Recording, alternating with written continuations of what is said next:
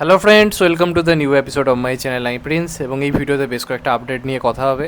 একদম প্রথমে মূলত যেটা নিয়ে কথা বলবো সেটা হচ্ছে রেট্রো ট্রেলারকে কেন্দ্র করে, যেটা বলা হচ্ছে সূর্যার কামব্যাক মুভি হতে চলেছে। কারণ এর আগে যে সিনেমাটার উপর সবাই বাজিয়ে রেখেছিল সেই সিনেমাটা তো বক্স অফিস শুধু ডিজাস্টার নয়, আল্ট্রা ডিজাস্টার কোথাও গিয়ে হয়েছে, কাঙ্গুবা।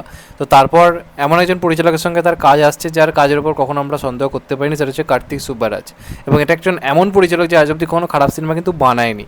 এবার সূর্যার পারফেক্টলি কামব্যাক কিন্তু একমাত্র এখন এই লোকটাই কিন্তু প্রপারলি করাতে পারে, কারণ বাকিরা তার উপর বাজি রাখতে বিরাট বড় স্কেলের সিনেমা করতে রাজি হচ্ছে না। তো এখন একটা লিমিটেড বাজেটের উপর একটা ভালো কন্টেন্টের সিনেমা কিন্তু সূর্যাকে আবার মানে পুরোপুরি ট্র্যাকে আনতে কিন্তু পারে। তো রেট্রোর আমি ট্রেলারটা দেখলাম, হিন্দিতে এসছে, ভাই মারাত্মক করেছে, একদম অন্যরকম একটা ট্রেলার। তুমি আজ অবধি যেরকম ট্রেলার দেখেছো, যেরকম এক্সপেকটেশন রেখে তুমি একটা ট্রেলার নিয়ে ভাবো, তার থেকে একদম আলাদা হয়েছে। এবং তুমি কার্তিক সুব্বারাজের কাজের ট্রেলার যখনই দেখবে এই জটিল ব্যাপারটা মাথার মধ্যে ঘোরে।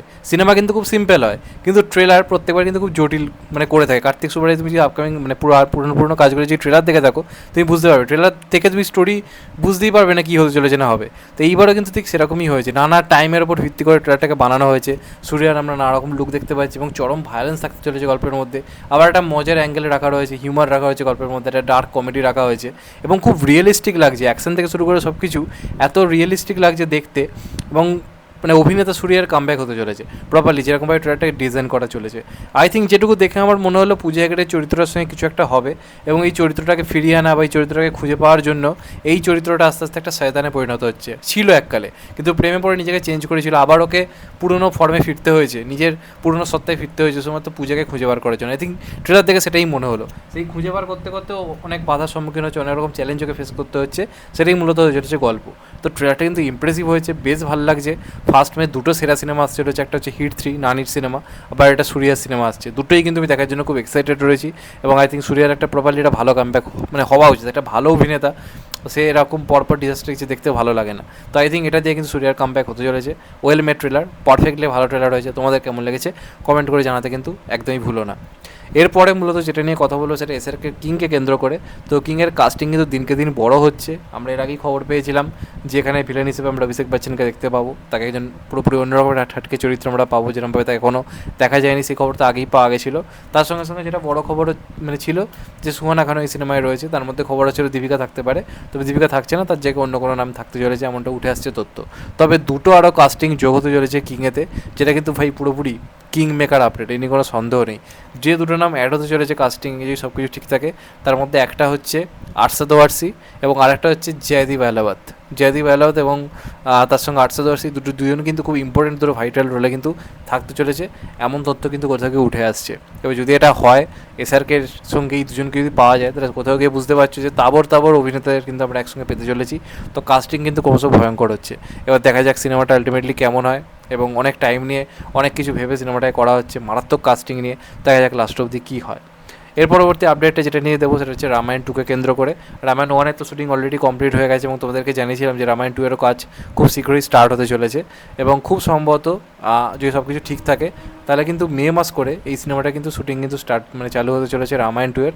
এবং সেখানে আমরা সব সম্ভবত মানে শুরুতে আর কি রণবীর কাপুর এবং সাই পল্লবীর শুটিং দিয়ে আর কি স্টার্ট হতে চলেছে। এবং এই পার্ট 2-তে কিন্তু রকিং স্টার রিয়াসের গুরুত্বপূর্ণ ভূমিকা থাকবে। তবে সে তার নিজের কাজ যেটুকু যা রয়েছে সেগুলো মিটিয়ে তারপর শুটিংয়ে যোগ দেবে। তবে আগে রাম আর সীতার চরিত্রে রণবীর কাপুর এবং সাই পল্লবী নিজেদের কাজ শুরু করতে চলেছে সবার আগে পার্ট 2-র ক্ষেত্রে। তো দেখা যাক সেটা কেমন হয়। আলটিমেটলি এটাই এখন রামায়ণ 2 থেকে কিন্তু আপডেট কোথাও গিয়ে উঠে আসছে। এর পরবর্তী আপডেটটা কিন্তু রক্তবীজ 2-কে কেন্দ্র করে। এবং এই সিনেমা দেখো রঘু ঠাকুরের সঙ্গে ক্লাসে আসছে, উইন্ডোজ ভার্সেস এসবিএফ দেব কে জিতবে, এটা তো একটা অবশ্যই একটা এই মুহূর্তে মেনে আলোচনায়। কিন্তু এই সবের মাঝে যে বাজি মারতে পারে সেটা কিন্তু অবশ্যই অঙ্কুশদা একজন ভালো পারফর্মার, বারবার চেষ্টা করছে নিজেকে আলাদাভাবে ভাঙার, কমার্শিয়াল মুভি করার, বিরাট কিছু করার, কিন্তু সেই জিনিসটা যেটা তার থেকে আমরা এক্সপেক্ট করি যে বক্স অফিসটা, সেটা হচ্ছে না। এই সময় এই উইন্ডোজ কিন্তু তার একটা হিউজলি কামব্যাক করাতে পারে অভিনেতা অঙ্কুশের। এবং আমরা এখানে অঙ্কুশকে একটা ভয়ঙ্কর চরিত্র করতে দেখবো, এই নিয়ে কোনো সন্দেহ নেই। রক্তবীজ 2-এ যে চরিত্রটা মানে রক্তবীজের শেষে যে চরিত্রটা লাস্টে হিন্ট দেওয়া হয়েছিল, সেই চরিত্রে কিন্তু কোথাও গিয়ে মুনির আলম যে চরিত্রটা, সেই চরিত্রে কিন্তু ফিরতে চলেছে এখানে অঙ্কুশদা। তো তারই একটা প্রথম ঝলক আজকে ছেড়েছে অঙ্কুশের নিজের ফেসবুকে, কারণ সে জানিয়ে দিয়েছে যেটা পুজো তার যে আপকামিং সিনেমা, তার লুক তারই প্রস্তুতি চলছে। তো অঙ্কুশদা কিন্তু চরম মাস বডি বানিয়েছে ভাই। আমরা মির্জার সময় বলছিলাম সবাই, মির্জা তার পারফরমেন্স নিয়ে আমরা কোনো রকম কোনো নেগেটিভ কথা বলিনি, কিন্তু এটা বলেছিলাম যে ফিগারটা আর একটু বেটার হতে পারতো। তো এখন কিন্তু এই যে মির্জার পর এতদিন গ্যাপ নিল অঙ্কুশ, অনেকটা দিন তাকে তোমরা কোথাও দেখতে পাওনি সেইভাবে, তো এতদিন কিন্তু নিজের ফিটনেসের উপর জোর দিয়ে যে বোঝা যাচ্ছে অঙ্কুশ থেকে দেখতে চরম লাগছে, মারাত্মক ফিগার করেছে, বাইসেপ ট্রাইসেপটা হেভি করেছে ভাই, চরম ফিগার করেছে। এবং আই থিঙ্ক এরকমভাবে যেহেতু নিজেকে ঠিক করছে, বোঝাই যাচ্ছে চরিত্রটা খুবই মাসি হতে চলেছে এবং সিনেমাটাকেও বেশ কমার্শিয়ালি বানানো হচ্ছে। তাদের পুজোর রিলিজগুলোতে এরকমই হয় উইন্ডোজের, বেশ বিগ কমার্শিয়ালি, এবং রক্তবীজ অন্যের মধ্যে কমার্শিয়াল এলিমেন্ট ছিল, স্বাভাবিকভাবে বহুরূপী চলার পরে তারা রক্তবীজ টুকেও বেশ কমার্শিয়ালি বানানোর চেষ্টা করবে, কারণ উল্টো দিকে এই মুহূর্তেরই বাংলার সবথেকে বড় কমার্শিয়াল সিনেমা আছে রঘু ডাকাত।